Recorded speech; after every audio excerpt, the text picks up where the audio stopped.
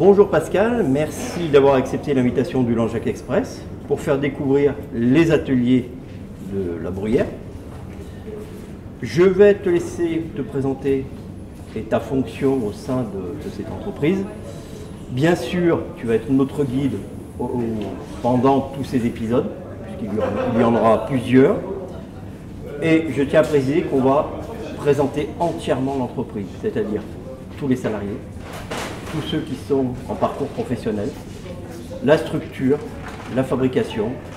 Donc, merci à toi. Merci à toi David, c'est très sympathique d'accueillir le Langeac Express, un média local. Donc je suis Pascal Lafont, ma fonction c'est d'être directeur des ateliers de la Bruyère. Donc les ateliers de la Bruyère, c'est une entreprise sociale apprenante qui fonctionne sur Langeac et sur SOG depuis maintenant une trentaine d'années, sur Langeac plus récemment. Donc ma fonction est de permettre à cette entreprise de fonctionner à la fois dans le volet entrepreneurial, création d'activités, mais aussi dans le volet social, permettre à des personnes d'avoir accès à une passerelle vers l'emploi, et puis aussi de mettre en place avec les collègues permanents, encadrants et chargés d'insertion des supports apprenants pour permettre aux salariés d'acquérir de nouvelles compétences.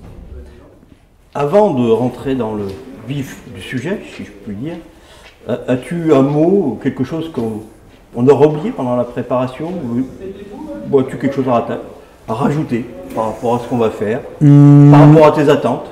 Non, alors si, peut-être, enfin, c'est pas une attente, mais je trouve ça très intéressant d'avoir un média qui puisse venir, bien sûr, interviewer, mais ça se fait assez régulièrement pour interviewer le chef d'entreprise, mais pouvoir rencontrer les salariés, leur demander ce qu'ils font, leur permettre de s'exprimer sur les tâches qu'ils mènent dans nos différents ateliers et sur leur parcours. C'est ce qu'on fera.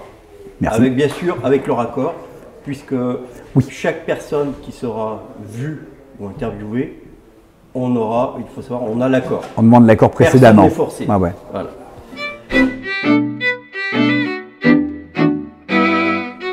Nous sommes sur l'ancien site des jardins des Estrées. Oui, c'est ça. Voilà. Et aujourd'hui, c'est les ateliers de la Bruyère. Pour beaucoup de personnes aussi, les ateliers de la Bruyère, c'est à SOG. Peux-tu nous expliquer tout le parcours? Pourquoi aujourd'hui on est à Langeac et pourquoi les Soguins sont devenus Langeadois? Ça fait poser pas mal de questions, c'est vrai. Donc, pour revenir à l'histoire assez simple, le Jardin des Estrées était la structure d'insertion par l'activité économique présent sur le Langeadois depuis le début des années 2000.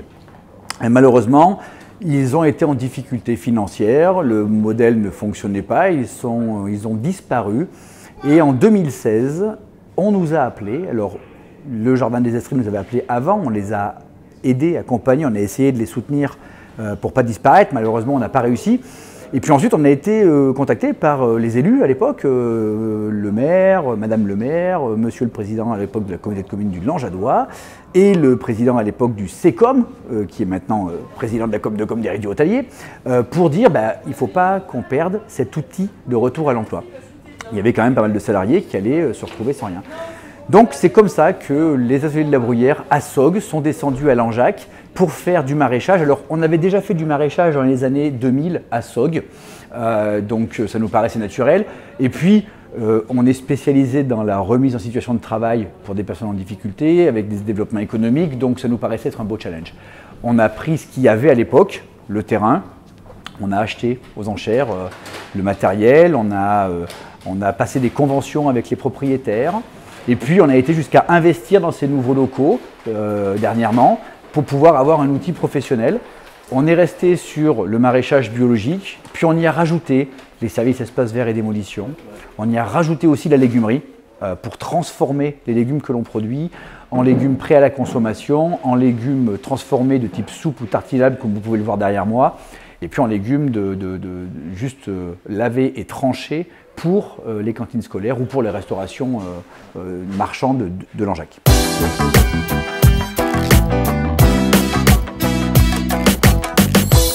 Ouais. Ils sont tous salariés.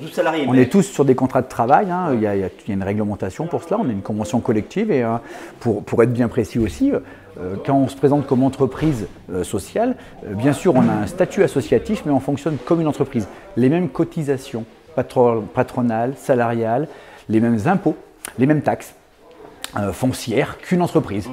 Donc du coup, on est avec un format où il n'y a que des personnes en contrat à durée déterminée ou indéterminée.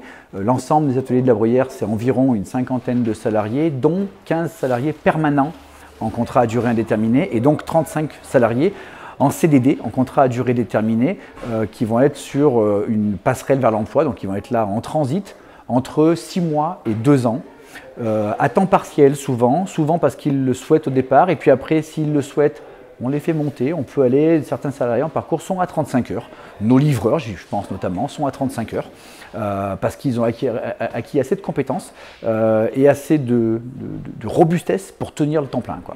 Mais tous sont salariés. Sur l'Anjac, ça va être plus précisément 18 salariés, 20 maintenant en parcours de retour à l'emploi.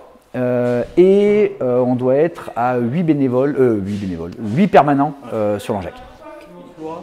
Ça fait longtemps qu'ils n'ont plus d'emploi, et c'est vraiment un parcours professionnel pour les remettre dans le monde du travail et dans la vie sociale.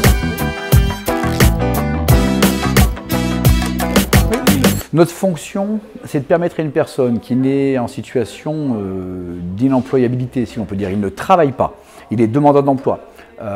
Ça peut être tout type de personnes, ça peut être des jeunes qui n'ont jamais travaillé et qui n'y arrivent pas, ça peut être des anciens qui ont travaillé mais par les accidents de la vie ont des problèmes parfois musculaires, ne peuvent plus tenir leur poste, ça peut être des gens du cru ou des gens qui viennent de l'extérieur. Dernièrement on est intervenu avec le CADA parce qu'on a des personnes qui sont d'origine afghane.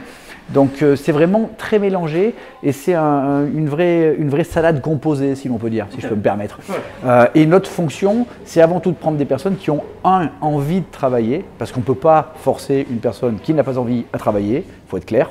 Donc nous, ceux qui viennent, ils ont envie, mais ils viennent en lui disant « j'ai envie, mais j'y arrive pas pour l'instant, pour diverses raisons. Oui. Un problème de santé, un problème de mobilité, peut-être c'est pas le moment, peut-être, et souvent c'est le cas, une perte de confiance.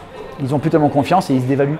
Donc notre travail, ça va être ça, de les mettre en situation de confiance, de leur prouver qu'ils sont capables de produire des richesses. Et du coup, après, logiquement, on peut aussi aborder la formation et l'accompagnement plus général.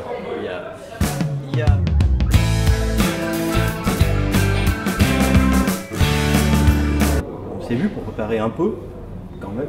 Oui. On est un peu professionnel. On a un peu bossé. On a un peu bossé.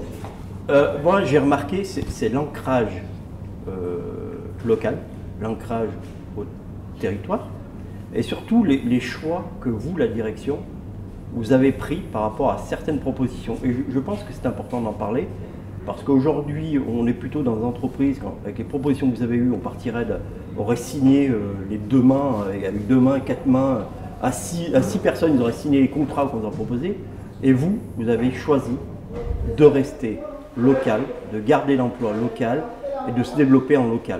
C'est une fonction principale. Moi, quand j'ai été recruté il y a plus de 20 ans maintenant par une équipe de bénévoles qui avait le territoire chevillé au corps, je pense notamment à Bruno Despales, à André Gibert, à Bernadette Gibert, sans qui on ne serait pas là, la mission qu'ils m'ont confiée, c'est de se dire on va travailler en local et permettre de se spécialiser pour aider les gens du territoire. On a eu à un moment donné 2 choix en fait. On pouvait imaginer une stratégie de développement horizontal, c'est-à-dire qu'on sait faire ce que l'on appelle des ateliers et chantiers d'insertion, c'est-à-dire l'accompagnement de salariés en difficulté, et on nous a proposé d'aller le faire ailleurs, dans d'autres départements, dans ce département ailleurs, et on se l'est refusé parce qu'on s'est dit nous ce que l'on veut c'est pas devenir des spécialistes des chantiers d'insertion qu'on irait faire à Craponne, à Saint-Flour, dans l'Allier, dans la Loire ou dans Lozère. On s'est dit non, nous ce qu'on veut c'est être utile à ce territoire sur une stratégie de développement vertical, permettre de partir la personne du départ. Donc on a eu fait de l'action très très sociale, de la remobilisation sociale à l'époque avec les collègues de la com de Polaguet et de la Voûte, les chantiers d'insertion, mais aussi les entreprises. On ne se l'est pas refusé, donc du coup on est sur cette stratégie-là de permettre d'avoir une colonne, permettre à une personne qui est en difficulté d'avoir l'ensemble de ses services pour aller vers l'emploi. C'est pour ça qu'on a été jusqu'à créer une société à SOG, où on est dans une société, une SARL, on n'est plus du tout dans l'insertion. Mais c'est plutôt cette stratégie-là, et donc comme tu le dis, on est attaché à ce territoire et on ne le quitte pas. Et je crois, alors sans citer de nom, vous avez une proposition d'une entreprise leader dans l'insertion. Qui voulait oui, nous racheter une proposition avec des milliers d'euros de chiffre d'affaires, du millier de personnes. Et là même, encore, vous avez refusé pour garder l'ancrage local. Oui, bien, on a eu des propositions d'un grand groupe national, enfin national européen même, qui voulait mettre la main sur ce que l'on fait pour nous aider, bien sûr. mais en même temps, nous, ce qu'on y a vu, c'est qu'en nous aidant, on perdait la gouvernance. C'est-à-dire qu'on n'aurait plus eu à la tête de bénévoles ou autres. Ma situation de directeur aurait peut-être été meilleure d'ailleurs, mais on s'est dit non, ce qui compte, c'est qu'on ne veut pas perdre le pouvoir. On veut que ce soit le territoire qui décide pour le territoire et pas des décisions qui viendraient de l'extérieur. Parce qu'on s'est dit que si on a tiré parce qu'on est un peu innovant dans plein de domaines, notamment la laine, parce qu'on est très connu pour la laine, mais même pour la légumerie.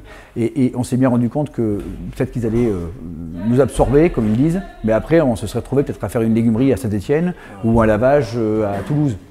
Donc on a préféré rester petit chez soi. On s'est dit qu'il vaut mieux un petit chez soi qu'un grand chez les autres. C'est vrai, c'est ce qu'on dit.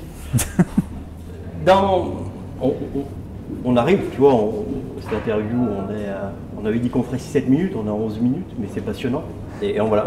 C'est que je parle trop, je le sais.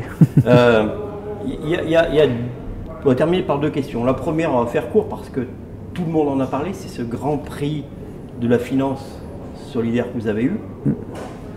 Juste un mot, alors c'est par rapport aux fonctions que vous avez eues, donc la lainerie, la légumerie, les jardins, la démolition. C'est général. Le prix Finansol, c'était vraiment l'idée, c'était de primer une structure de l'économie sociale et solidaire qui avait fait appel à la finance solidaire.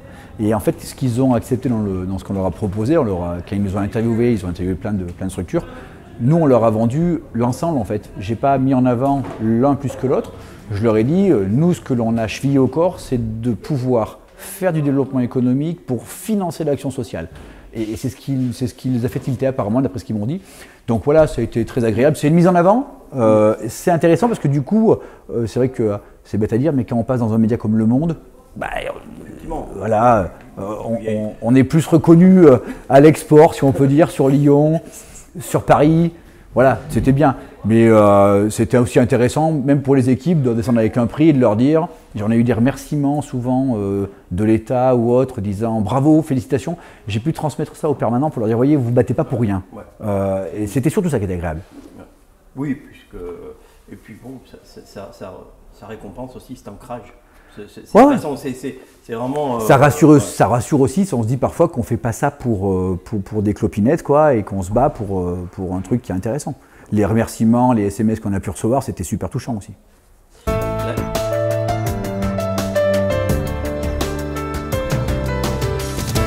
Alors la dernière question, qui n'est pas forcément une, mais qui est importante, c'est l'achat local. C'est-à-dire que tout ceci, tout cet ancrage, et j'insiste, tout cet ancrage local, cet ancrage au territoire, elle tient aussi à toute cette légumerie que vous avez mis en place, qui a été inaugurée au mois de... il n'y a pas longtemps. Oui, cet été-là. Cet été. Et je crois que les fêtes de Noël arrivent, donc on peut passer un message. On va passer un message que... Alors, produits bio. Oui. Produits local. Aussi. Ici, on est jardin, donc il faut qu'on parle de nos légumes, de nos produits transformés. Ce qui est intéressant, c'est de mettre en avant un achat qui soit à la fois bio, parce que c'est des produits bio, local, et solidaire, parce que par ce geste-là, ça permet de stabiliser nos comptes, parce qu'on est sur une situation où il nous faut vendre. Et donc, vous pouvez, pendant ces fêtes de Noël, venir acheter durant les jours d'ouverture. Alors, on a été pas mal sollicité par des gens qui n'avaient qu'une seule ouverture par semaine.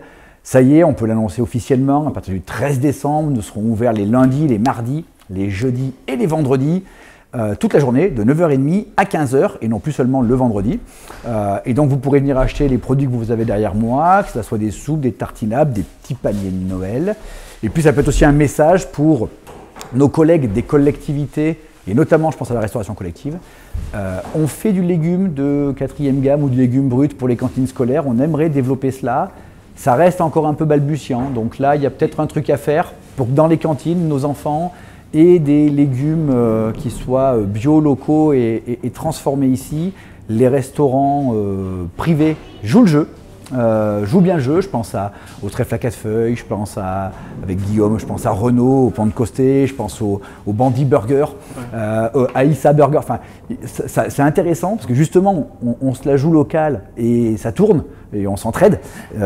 Donc maintenant, il nous manque juste un peu quelques collèges et écoles. S'ils pouvaient jouer le jeu, ça serait pas mal. Ça serait pas mal. Voilà. C'est important parce que c'est l'économie locale qui est en jeu. C'est cette structure pour qu'elle reste à Langeac, qu'elle se développe. C'est ça. Oh oui. Oh oui, on a fait une étude il y a quelques temps, il y a 2 ans, sur l'impact local qu'on pouvait avoir. C'est-à-dire qu'on se disait, pour 1 euro de prestations publiques, parce qu'on a des prestations publiques, on est financé, parce qu'on vend des prestations publiques à l'État, au département, à la région, à la Comcom, on se disait il fallait montrer l'efficience du dispositif. On a été surpris de voir que pour 1 euro qu'on percevait de soutien public, de facture publique, on allait chercher 4,9 euros ailleurs. Et tout ça pour le territoire, parce qu'en fait, nous, on a à cœur, même si parfois on m'en fait le reproche, ça coûte plus cher, on achète majoritairement local. On joue le jeu, les fournitures pour les espaces verts, tout ça, c'est en local.